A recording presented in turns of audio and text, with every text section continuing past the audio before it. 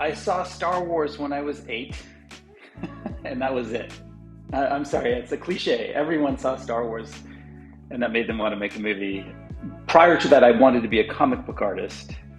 And in some ways, I feel like those two things sort of fused together to make me the person I am today.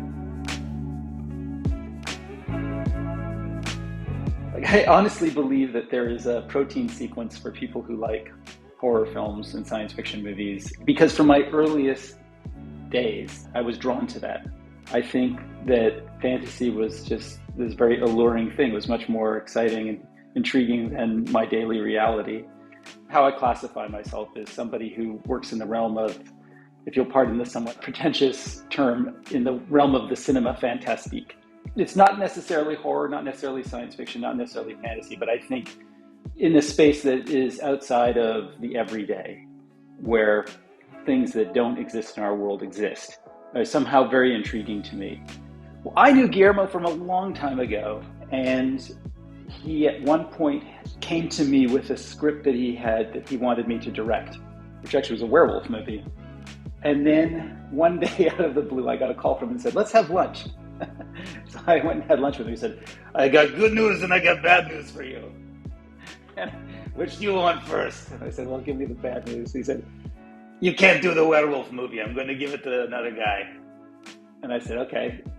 And he said, what's the good news? He says, well, I have this anthology series and I want you to do an episode. So that was 4 years ago, I think. And I ended up writing my episode about 3 years ago. I wrote the script, sent it in, never heard anything. And then just as I was involved with another project, I got a call from Miles Dale, who's the producer, saying, oh, we're going on Graveyard Rats. I was like, what? And somehow they jammed me into the last slot while they were shooting, and I managed to squeeze it in. The Harry Kuttner story that it's based on is quite lovely, but I supersized it.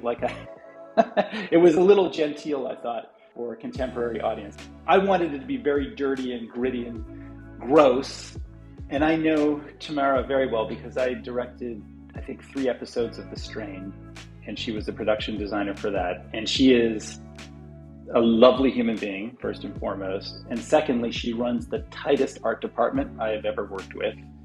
Very user-friendly, super collaborative, amazing ideas. Like Tamara's, the best of the best as far as I'm concerned. So it was a very inclusive kind of process where it was a multi-departmental conundrum that we were trying to figure out. I think they really succeeded and it went very, very smoothly. But it was not conventional by any stretch, not even remotely.